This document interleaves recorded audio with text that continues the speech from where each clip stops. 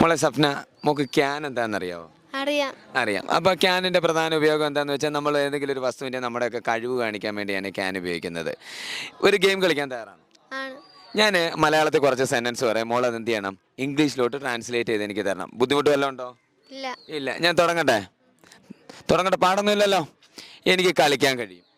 I can play. എനിക്ക് പാടാൻ കഴിയും. I can sing. എനിക്ക് ഡാൻസ് ചെയ്യാൻ കഴിയും. I can dance. എനിക്കൊരു ഇംഗ്ലീഷ് ടെക്സ്റ്റ് ബുക്ക് വായിക്കാൻ കഴിയും. I can read A text book. എനിക്കൊരു പേന കടം വാങ്ങാൻ കഴിയും. I can borrow your pen.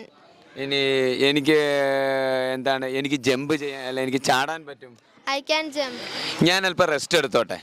Can I take A rest. എനിക്കൊരു പേന കടം വാങ്ങിക്കാൻ കഴിയുമോ? Can I borrow your pen. ഒരല്പനേരം നിശബ്ദമായിട്ടിരിക്കുവോ? Can you please silent. എനിക്ക് നിന്റെ കൂടെ വരാൻ കഴിയില്ല. I can come with you. നിനക്ക് ഖുർആൻ ഓതാൻ കഴിയുമോ? Can you read Quran. എനിക്ക് ഒന്നും ചെയ്യാൻ കഴിയുന്നില്ല. I do anything. എനിക്ക് നിന്നെ സഹായിക്കാൻ കഴിയുന്നില്ല. I can help you. എനിക്ക് അല്പം സ്വസ്ഥത തരാമോ? Can you give me some peace. വിദ്യാർത്ഥികളെ, രക്ഷിതാക്കളെ, അധ്യാപകരെ, നമ്മളൊരു ചെറിയ വേർഡായ ക്യാനിൻ്റെ ഉപയോഗമാണ് നമ്മളിവിടെ കണ്ടത്. ഒരു ക്യാൻ എങ്ങനെ നമ്മൾ നിത്യജീവിതത്തിൽ ഉപയോഗിക്കുന്നു എന്നാണ് നമ്മൾ കണ്ടത്. നോക്കൂ, നമ്മുടെ അലീമിയാൻ പബ്ലിക് സ്കൂൾ എന്താണ് ചെയ്യാൻ പോകുന്നത്? അതായത് അവിടെ സ്പോക്കൺ ഇംഗ്ലീഷ് എന്ന് പറഞ്ഞുള്ള ഭാഗമായിട്ട് ഒരു പുതിയ ഇംപ്ലിമെൻറ്റേഷൻ നടക്കുന്നു.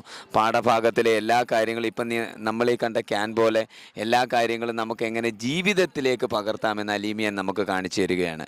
നോക്കൂ, വെറും 2 മാസക്കാലത്തിൻ്റെ തീവ്രയജ്ഞത്തിലൂടെ നിങ്ങളുടെ കുട്ടികൾക്ക് ബേസിക് ആയിട്ടുള്ള എല്ലാ കാര്യങ്ങളും ഇംഗ്ലീഷിലൂടെ സംസാരിക്കാനാവുമെന്ന് ഞാനിവിടെ നിങ്ങൾക്ക് ഉറപ്പ് നൽകുകയാണ്. അസ്സലാമു അലൈക്കും.